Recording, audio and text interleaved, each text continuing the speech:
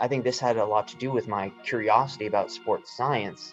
And then not only that, but this experience was a very good bonding experience between me and the professor, and was probably one of the reasons why my name happened to be the name that he pulled out of his hat when he was asked for a good student that he had for the Rangers job.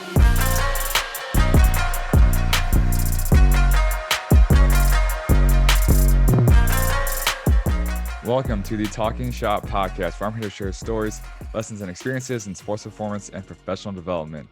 I'm joined by Adam Virgile. How are you doing today? I'm good, Matt. How are you? Good. I'm super excited to have you on. And I just want to say thank you because you were part of the beginning of my job search, relatively speaking. You were super kind to give me your time, as well as just kind of your support and friendship. We've had a few phone calls since our first Zoom call way back when. And I know that you're doing awesome stuff and you're a busy guy. And giving me your time I'm just super grateful for that. So I'm a big fan of yours. And I know that you're starting to grow a little following as well. So very exciting. But just real quick before I ask you to just tell us a little bit about yourself, I think it's an interesting story about how I got connected with you, which I don't know if I shared it with you, the full thing, but it was the beginning of the second year of my master's, and I was with my thesis advisor, and I was starting to look for jobs. I said, hey, if there's anyone you think I should reach out to, let me know.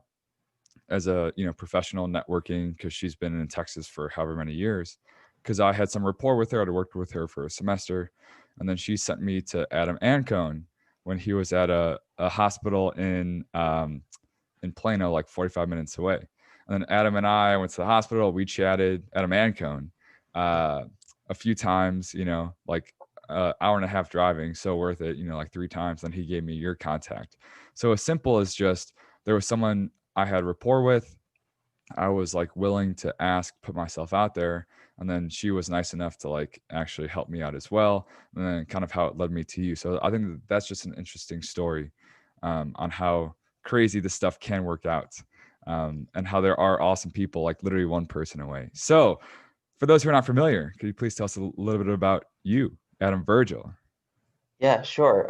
And by the way, Adam's a great guy, and he's got a great name too. But yeah, for about me, I do sports science stuff. That kind of developed through strength and conditioning. So I was initially involved in strength and conditioning.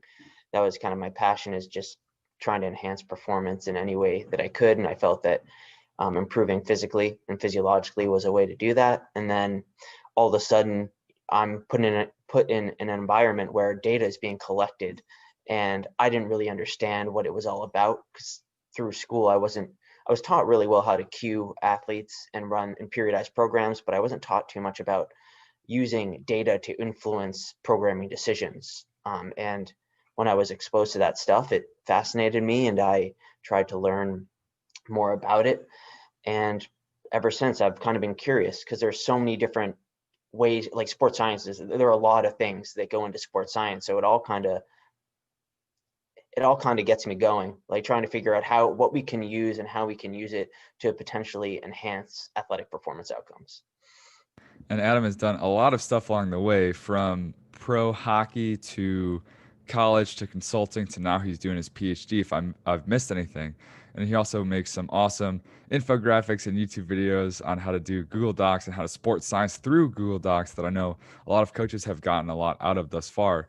But one of the things that really stuck out to me the first time we chatted, if we could kind of go down this little story itself, was kind of your undergrad, and then how your first job out of college was with the New York Rangers. If you remember telling me that story. Yeah, I'm a lucky guy. So during undergrad, I had this professor that I was close with.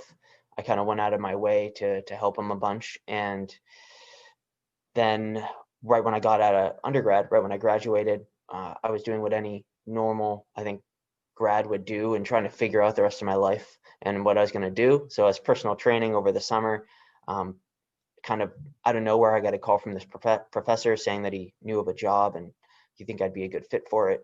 I said, okay, great. The next thing I know, I'm getting a call from the Rangers, and then I'm being asked how soon I can move down there because training camp is starting soon. And that's that. I mean, like, so some of it was, being close with that professor. Some of it was just right place at right time because they needed an assistant. And I happened to be the person that they chose. So very fortunate in that sense. And being from the East Coast, hockey's a big deal. So, um, and then I have a similar story to where how I actually got in with TCU was my freshman year.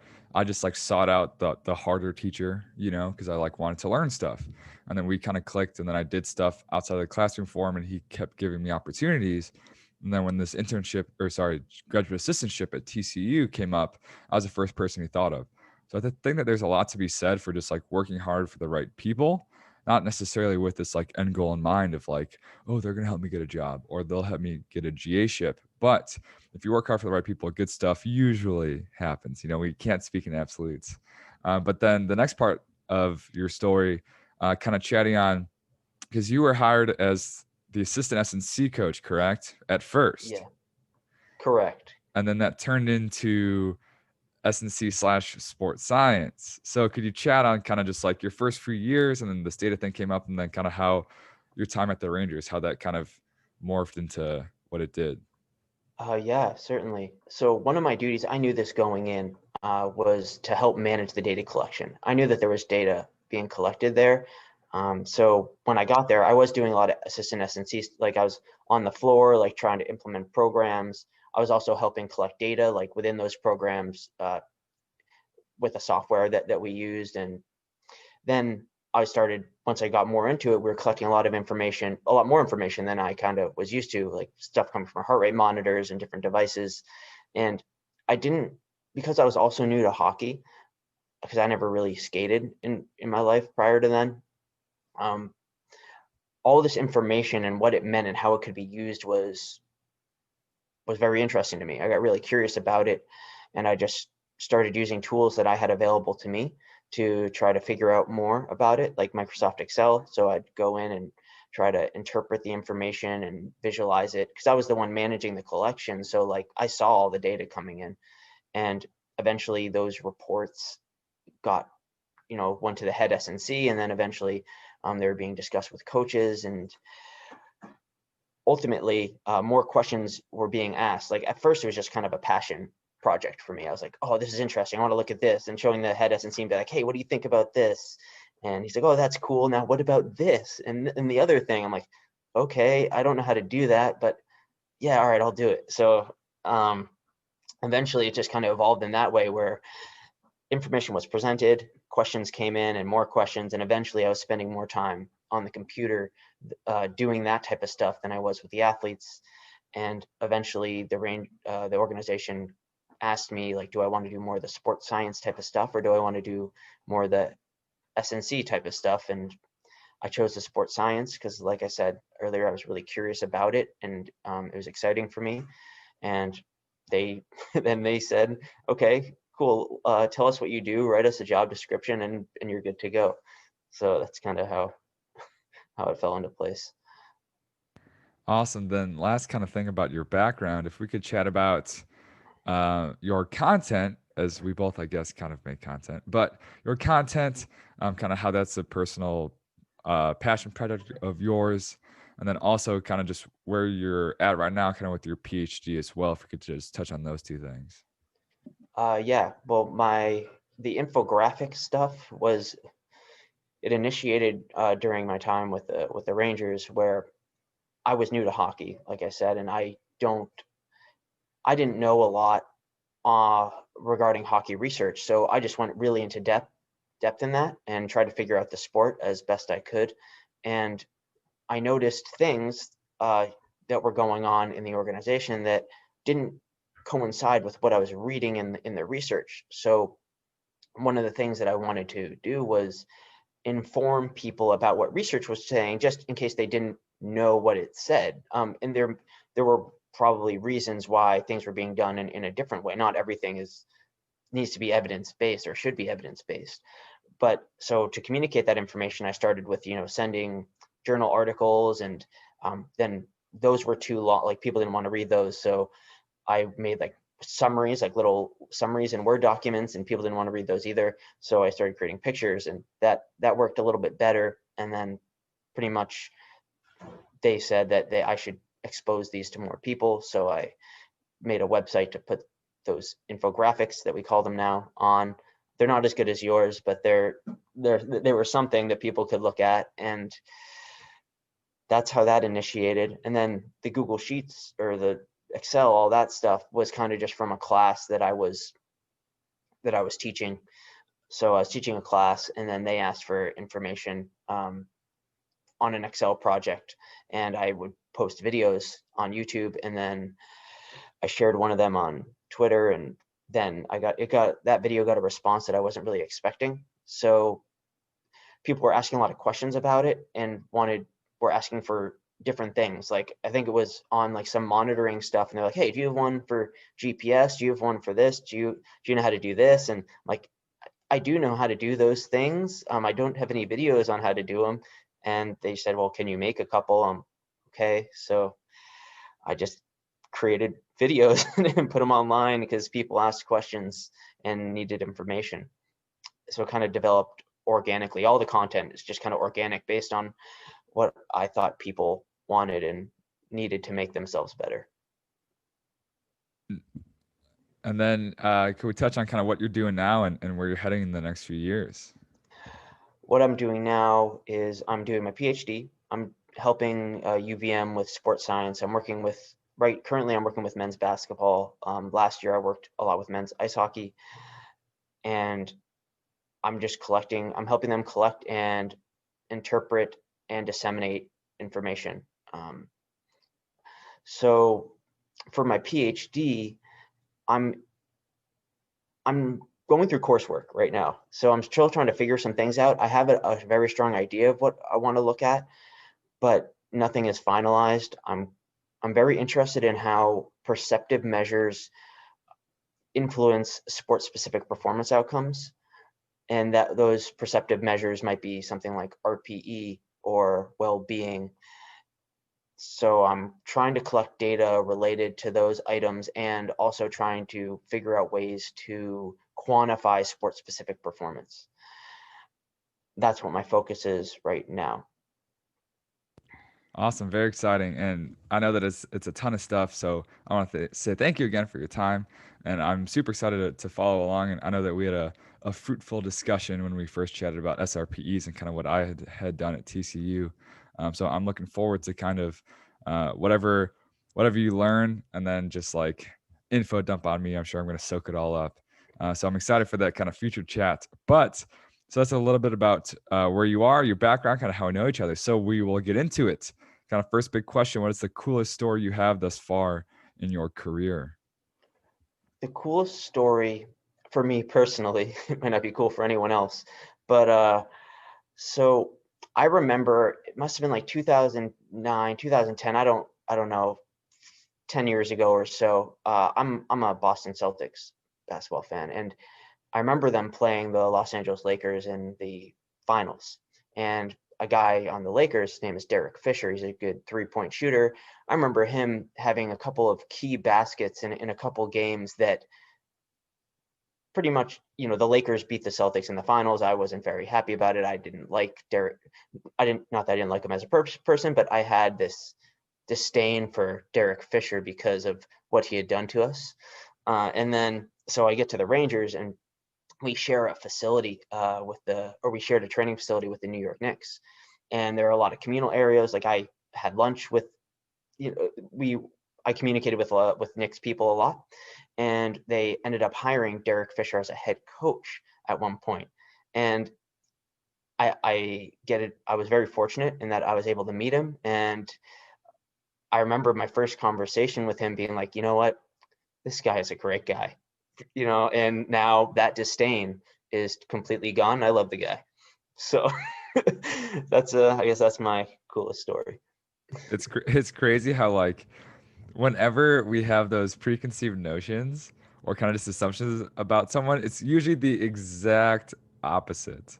So so like that first conversation, or have you ever brought that up to him? Like if you chatted with him more?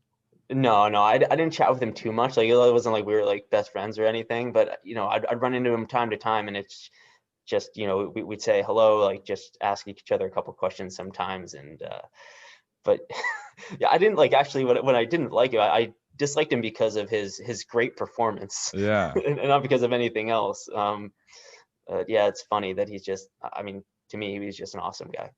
I'm sure he would get a kick out of if you were to chat with him again, be like, "Hey, do you remember that performance in the '09 finals against the Celtics?" Be like, "Yeah, I hate you for that." But you're a great guy, by the way. But I'm sure that would be a funny conversation. Um, but kind of, I guess I'll ask kind of a follow up question. So being kind of this young professional, and then now that you have this experience in like kind of two pro sports, because there's some of those kind of communal areas, um, what was kind of looking back the biggest misconception you had about whether it's pro sports or pro athletes, kind of like going into it, you're like, oh man, like this is probably going to happen, but looking back, it's like, oh, that was completely different. That's such an interesting question, because I don't I don't want to say I don't remember, but I don't think that I had any. I didn't think too much about what it would be like. It happened really quickly right when I got in there, and then I was exposed to some things. Probably the thing that stood out to me most, which is just because it was my initial reaction to things, was I was coming from a collegiate environment where the athletes kind of did everything themselves. So, you take your weights out, you put them back. And right when I got to the pros, and this isn't about the athletes themselves, but the environment is just very different. And there's a lot of help. And when they don't, like they sometimes, the athletes, they don't put their weights back, and that just is what it is. Whereas in the college environment, it's no, you put your weights, like, no, you're putting your weights back, and they do. So that's really the biggest, surprise that I had going into that environment. But at the same time, I didn't have an expectation, because I just didn't think too much about it. It was new to me. I didn't really know what to expect. Interesting. And I asked because as I've gone on my 18 months job search, as I've chatted with people in like Power Five, small college, pros, different sports, as an outsider, just like, oh, I want a job in pro. And then I talk with these pro people and they're like, ah, well, it's not exactly how you would think it is. And then I talk with these Power Five people and they're like, ah, it's not exactly how you think it is. Some positive, some negative, as well as like small school. So just kind of having done that firsthand, if there was anything. But Well, I I guess could talk more about that if you. I mean, sure. I think that they were very straightforward with me when I was applying for the job with what the expectations were. And they pretty much said, they said that we're a big family here. We all help each other with everything, and that means that you're helping the equipment staff, you're helping the athletic trainer, you're helping anyone that needs help. Doesn't matter if it's your job or not. So I found myself oftentimes unpacking sticks, packing sticks, like hanging gear, like doing a bunch of things. And I, because I knew kind of the stuff that it would entail going into it, it wasn't a big surprise. Maybe that's why it's kind of slipping by me. But I will say that pro sport, like if you're an S&C in pro sport, the expectation for you that you should have probably isn't, I'm just going to go in there and run guys through strength and conditioning programs, and that's kind of my thing. That's all I'm going to do. There are a lot of other duties that you'll probably have to fill, and there are a lot of places you'll have to be at times that you really aren't needed in any capacity. And it's just kind of the nature of the business. Long hours for sure. But if you have the expectation going in, it's not too bad. That's interesting that they had communicated and that they were that clear at the beginning, because I feel like that can be an issue in most jobs. It's just like, as simple as it sounds, just not communicating those like expectations, and there's no clarity between like what you think you're going to be doing and then what they're actually going to have you doing. And I remember when we first chatted, you were telling me about um, like every road trip, you're helping the equipment guy kind of taking stuff off the bus and whatnot, and helping them clean up the locker room and set up the locker room and stuff. So definitely an all hands on deck kind of thing. But very interesting, kind of just because there's jobs like that I've never done before, but I can, I guess, make assumptions, probably right or most likely wrong. But just having been there, done that, was definitely an interesting answer. So next big question. What's the story most fundamental leading you to now? So basically, without X, you would not be here. I have to go back, and I touched on it a little bit earlier in the background section with that professor.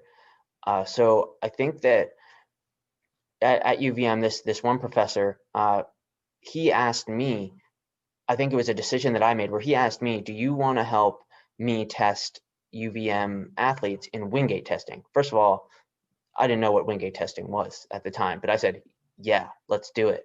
And that was the experience where we connected a lot. So I remember going into this old like dungeon-like room. It's a research lab, but it's filled with like the oldest stuff. There's like a lie detector in there.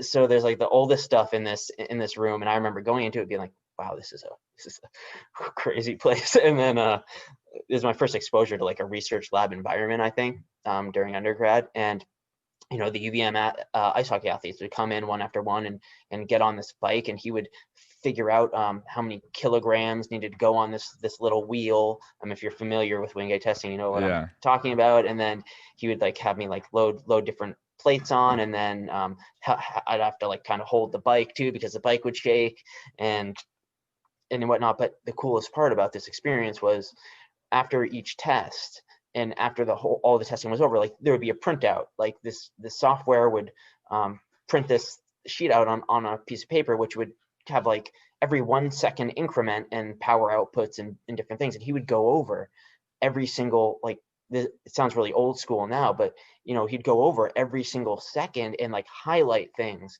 And I'd be like, what's going on here? He'd explain to me, oh, well, this guy's peak power occurs at 6 seconds. Like that's we don't want that. Like we want it to occur like more around like 3 seconds or whatnot. And he was kind of teaching me a lot about what this information meant. And I think this had a lot to do with my curiosity about sports science. And then not only that, but this experience was a very good bonding experience between me and the professor, and was probably one of the reasons why my name happened to be the name that he pulled out of his hat when he was asked for a good student that he had for the Rangers job. So that was a really fun experience and probably the most fundamental story for how I am or how I got where I am now. Sweden. And going back to kind of what I said when we first touched on that, it's like working hard for the right people. And it's not necessarily that something like that is going to pan out. Or when we had our second or third phone call, you actually asked me if I had a website. And then a few people, actually a few weeks before, had asked me the same question. It's like, you weren't asking me, hey, are you willing to spend like $120 a year because it's $10 a month for a website, But it's like if you value that person and their opinion, and you like know that kind of their best interest is in mind, it's like, I don't know what a website's going to do for me, but I know it is important, and like you didn't know exactly what all this Wingate testing was. And I'm sure that there were some early mornings and some late nights and some times where you just had everything else under the sun to do, but you had a Wingate testing with that guy. But you knew that you were creating that bond, and you were getting firsthand experience, and that you were just accumulating this like fascination for sports science. So it's like this fine line between, you have to put yourself out there, but then also some opportunities have to be presented to you, but then also you have to go and take them. And then similar to my professor, how like he had asked me to train his son and his friend who were high school track runners after my internship, which is like a speed focused performance facility where I coach at now. And I was in season and everything, and I was like, I don't know if I can swing it, like I'm just busy. It's like my junior year, it's the most important year, da da da. But it's like he asked me for a reason, and I can make it happen, you know, like just if any of those, because he'd given me like 4 or 5 opportunities like that. If I'd said no to any one of them, like would he have given me the TCU opportunity, And that's one of those things where you just never know. So then next, what year was that when you did the Wingate testing? Do you remember? It must have been 2011 or 2012. Is that your fresh beginning of your time there, or end? It's like sophomore, junior year, somewhere around there. So then, because of that experience, did he kind of offer? So in between that and the Rangers gig, was there anything kind of in between along the way? Yeah. So that was, well, part of it was just during class. Like I had class with him, and I got I good marks, and he like I would ask a lot of questions and like about the material too. So I think that he saw that I was interested in the content, and then so he just approached me after one class and say, hey, you know about this thing that I'm doing, like you can help me if you want. And then so that led to other things. Once I did that, he said, oh, by the way, in the summertime I have this running camp at this other university where avid runners come, and they train running, but what I need you for is to, we conduct VO2 max testing on all these runners. And so before I know it, I'm shipped out to this other university, and I'm sleeping in their dorms for a couple of nights, running all these runners through VO2 max testing. And there were other things like that, but yeah, it led to different opportunities. And the only thing going through my head was just, this is cool, and I'm learning stuff that I haven't been taught so far in school. So I thought it was fascinating. And like you said, there's no intention of getting anything out of this professor anytime. I just, number one, we were bonded, so he was like a friend in a way. So it's like, number one, all right, he asked me, I want to help my friend. He's asking me, like you just said, he's asking me for a reason. So of course I'm going to do it. And then also there's benefit for me in that I'm learning stuff, and I'm able to ask him questions and spend time with him. Yeah, it's cool kind of hearing how that all played out and how it kind of built on itself and kept going and going and going. And like, of course, stories usually in people's kind of careers, I guess, is that they're more connected than not connected. But like I always imagine, because it was between like the harder professor and the easy one. Like if I had just chosen to take the easy one my first semester, like how different literally all of this would have been. And same thing for you. Imagine if you're like, I don't really know what wing gates are, like I'm kind of busy this semester, like imagine where you would or would not be right now. So it's kind of crazy just looking back for sure.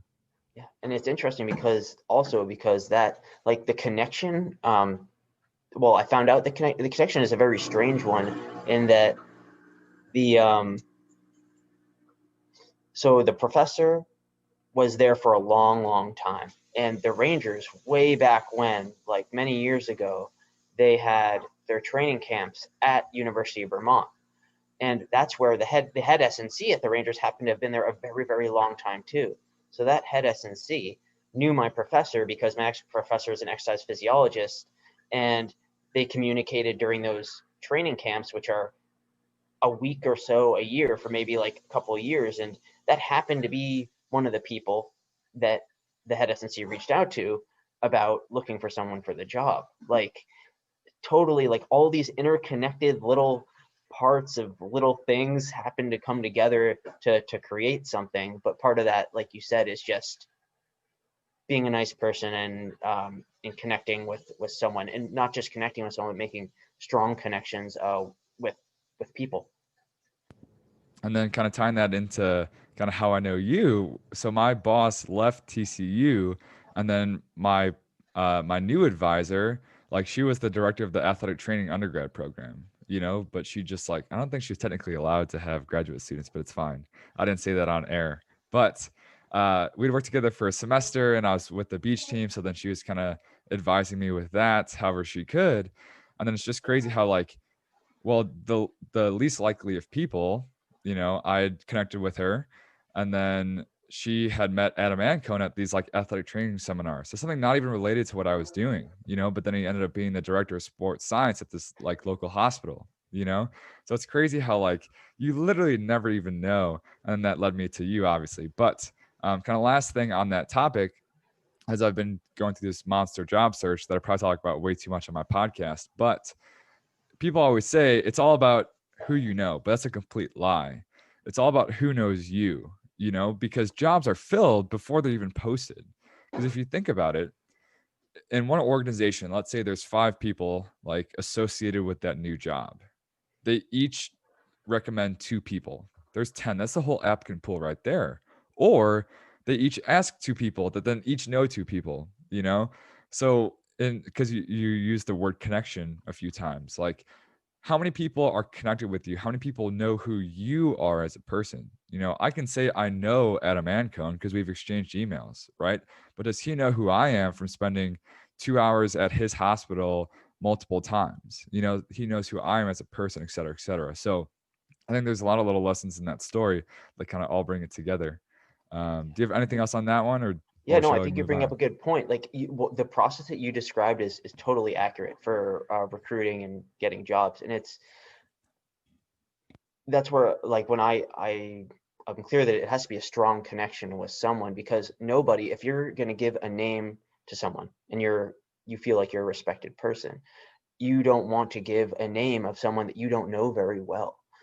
So even if you were to see someone's content online, but you didn't know them that well, or there wasn't a strong connection between you and them where you could vouch for their character, then you're probably not going to recommend that person. Or I wouldn't. I need, like, if someone's asking me for a recommendation, I need to know that person inside and out to give a recommendation that I know that, number one, to help the person that I'm trying to help, and then also to make sure that, like, if they need another recommendation, that I'm a reasonable source that they could go to, because I want to be helpful.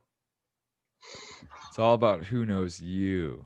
Yeah, Yeah, fantastic. So, last story question. What is the story you're proudest thus far in your career? it's very recent. It was a couple of years ago, and it actually has nothing to do with strength and conditioning or really sports science to a certain degree.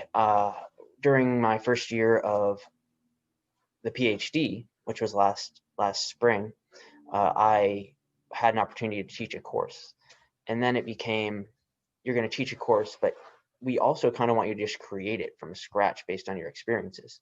So number one, I was able to do that on short notice, and it happened to be like a technology trends in sport and exercise and performance science um, class for fourth year or senior year undergraduate students in their last semester of school. But the cool part is, or the part that I'm proud of, is that COVID hit that spring too. So not only was my first teaching experience was difficult in itself, that I had to create something and go through it for the first time, and I learned quickly that a syllabus is just like a training program, where you might have this perfect periodization plan, and then stuff happens during the season or whatnot, and then before you know it, the plan is just a mishmash of piecing different things together in different places. So that's kind of how I felt as the year was going on before COVID hit. And then COVID hit, and then it's, oh, by the way, everything's remote now. So, okay, I'll try to figure that out too. And I was able to figure it out. And that's actually where where the videos came from, was through students asking me, well, we're all remote now. We don't have you in person, and we really need some resources. So can you shoot videos of you doing some of this Excel stuff so that we could use them, put them on YouTube and stuff? Okay, sure.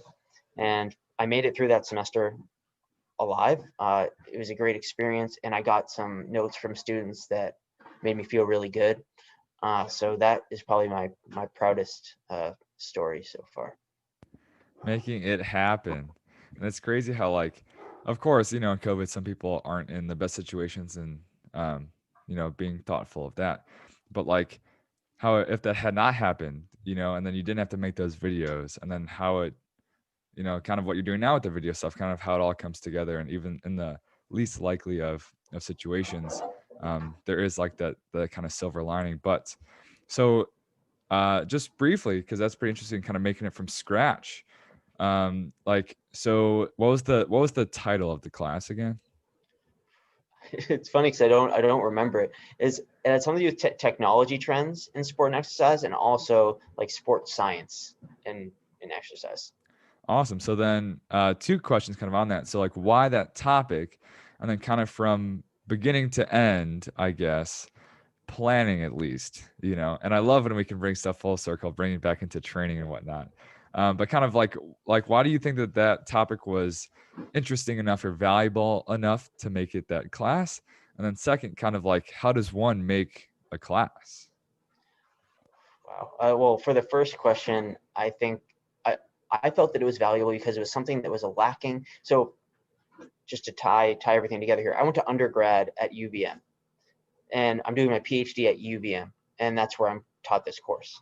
During my undergrad at UVM, this is kind of coming full circle now. I felt that I was good at periodizing programs and queuing athletes, but when I got exposed to technology, it was like this whole new world that I didn't have exposure to. And I had a little exposure through that professor because of actions that I took and that he took, but that wasn't part of the program. So I felt that, number one, it was something that I was exposed to professionally when I got into the field, and therefore people should probably, or these students should probably have an understanding of it because they'll probably be exposed to similar things. Second part of that is that technology advancements from when I went to school to now have been dramatic, and they continue to increase exponentially. So technology is becoming more involved with everything, and just having a sense for technology and how it works and data organization, data outputs, and how to visualize things is just an important skill today. And then I don't remember. And then the third thing, I guess, is just that I had exposure to that stuff so that I was comfortable with teaching it. So I felt that I had a good knowledge in that space, and then I could relay that information in a way that made sense to them and could provide them with a valuable learning experience through it. So those kind of three parts interweave together led me to developing a course like that. And then kind of planning it all out. So kind of like if you remember that process, kind of just like I don't know, just like making the class, just very briefly. Like what was your process? My process was reaching out to people that had taught before. So that was, I pretty much I reached out to a bunch of people and said, you know, I'm trying to teach this type of class. What, like, do you have any resources for me? Or especially people that have already taught classes like that. There were a couple of people from Springfield College that I reached out to, and they were very kind and provided their syllabi. That's kind of the thing that I was looking for mostly, was other people's syllabi, so that I could see their integration of different components and what they did for grading and things like that. So I based a lot of my class structure off of those things. And then in my head, I took what I was comfortable with out of those things and avoided the stuff that I wasn't too comfortable with. And then I also added my own conceptual flair to it, if you will, in that I'm very proud. I don't like giving quizzes, like multiple choice quizzes.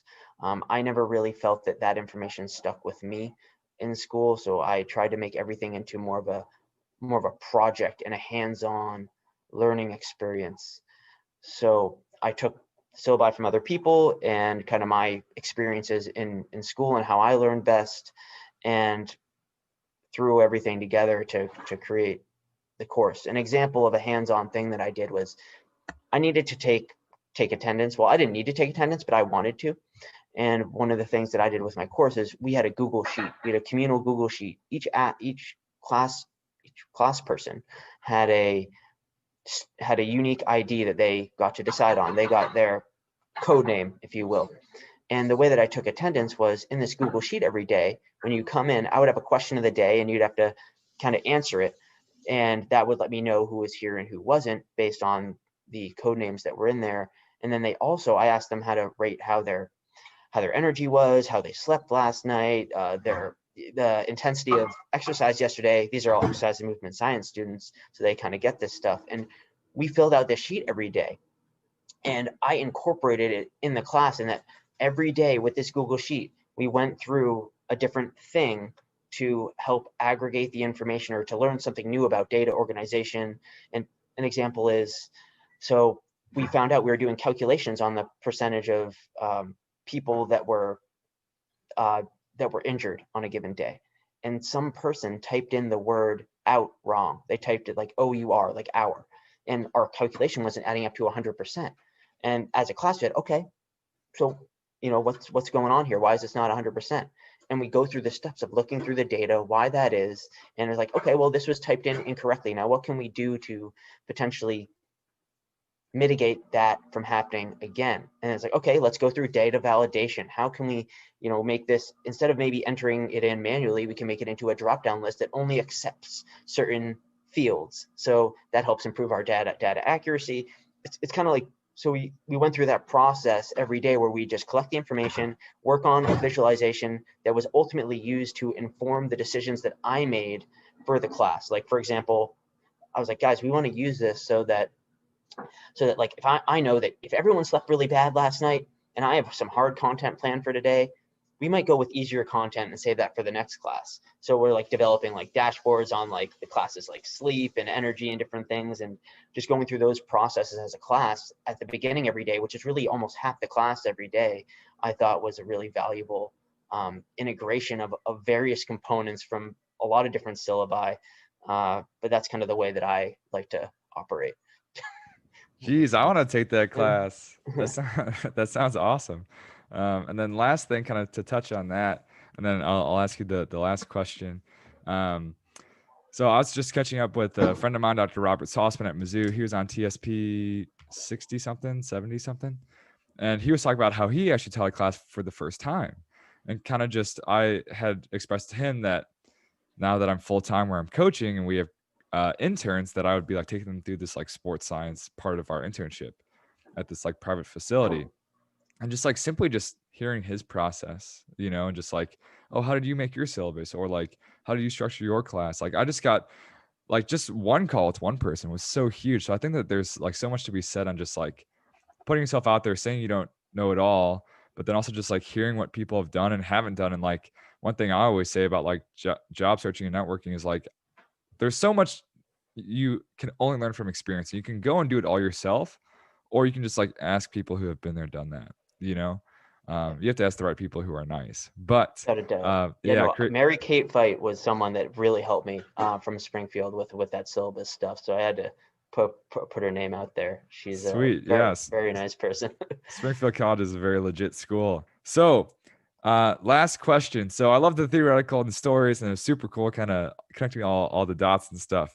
But at the end of the day, we are all practitioners in performance. So if you had 1 to 3 action steps that the listener can do tomorrow, real things to become better, what would you recommend them to start doing? I don't want to be generic. Like I want to give something concrete, and it doesn't start tomorrow. It starts right now. It starts today. So I would just spend time thinking about the goals that you have, not short-term goals. Like I want to learn R. I want to learn how to do things better in Excel. Whatever that may be to make that you perceive will make you a better practitioner, and figure out one of those things. Just figure out one of them, write it down, and break it down into the first step that you would need to take to get better at that one thing. For learning R, it might be downloading R Studio on your computer, whatever it might be. And then write down what that one thing is that you need to do to get better. Write it on a sticky note, put it on your computer, and that's the first thing that you do tomorrow morning.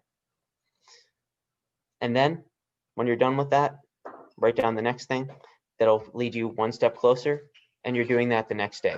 And if you're breaking up these tasks into too big of a thing, like maybe you have your idea, okay, like my first thing to get good at Excel is to build out a dashboard. Well, then if that is the thing that you happen to write down, spend 1 minute or 2 minutes doing that first thing in the morning, and then feel free to stop and do the same thing the next day and repeat that every single day. Just breaking down a big goal into smaller chunks and actually taking action on it is the concept here. I think there's so much to be said on knowing where you want to go, because like I've gone down rabbit holes of like doing SQL Coursera's and R Coursera's and all of this stuff, but like the best I ever got at Excel was when I had actual data and I had actual things I needed to accomplish, So saying I want to learn R versus I have this data, I have these questions, and this is my deadline are two completely different things. So I think being very concrete and knowing like, hey, this is, even if it's more of a personal thing, like, hey, I want to answer XYZ question in R. That is my very concrete end goal. And then you kind of work backwards and go from there, because you're not only choosing the why, but you're also choosing the what and how it's accomplished. And just taking the guesswork out, like, oh, I want to learn R, but like, imagine if you had this like 10-step process to learn R and answer your question, it's pretty easy to do after that. And it's meaningful. That's you and I are very much aligned in the way that we think in that way, where I always figure like what is something that is meaningful to you, like directly concrete, like you said, what's a specific question, a specific data set that you have that you want to learn more about, and then use that, make it project based. Just have a breaking it project down. outcome, whatever it is. Like you said, I want to answer these 1, 2, 3 questions. What's the first step to answering that question number 1? What do you need to do? Do it. Yeah, because the hardest thing is like having this project or even just this end goal and written down in front of you, and you're like, I have no idea how I'm gonna get there, versus like when it just comes down to just like executing tasks, like that's the easy part. So although it might take a little bit longer and maybe a few more questions and phone calls to figure out what those steps are, like that's gonna set you up for literally everything else. Yeah. And So I those think that can be a that's step huge. too. That's an action too. If your first step in something is reach out to this person or find out who to reach out to about this. That's all I'm asking for is 1 minute, 1 to 5 minutes, first thing in the morning to just figure out what your next step is going to be, and that's it. If you do that every day, Fantastic. you'll get somewhere. Awesome. Do you have anything else on that question, or was that your one mind-blowing suggestion of the podcast? Not mind blowing, but it's no, it's my action steps for getting something done or for getting better. Fantastic. So I'm now opening the floor up to you. I'm rolling out that red carpet. You are now free to plug whatever you want to plug. Where can people find you? What are you working on? Where are you going to go? Yeah, floor is yours. I don't really have any. Wow, yeah, this is. I mean, you can probably reach me on Twitter best. It's just at Adam Virgile, which is how you spell my. I mean, it's my first name, last name, and my email is adam.virgile@gmail.com. There's a AV Sports Eye, right? Yeah, I mean, I have a website with some stuff on it. It might be helpful depending on who you are. And I want to say thank you again from beginning to end of me knowing you, and hopefully we'll be able to stay connected in the future. But like I said, you're a busy guy doing a lot of awesome stuff. I want to say thank you again for your time, and I'm looking forward to our next chat. Awesome. Thanks, Matt. It's great catching up.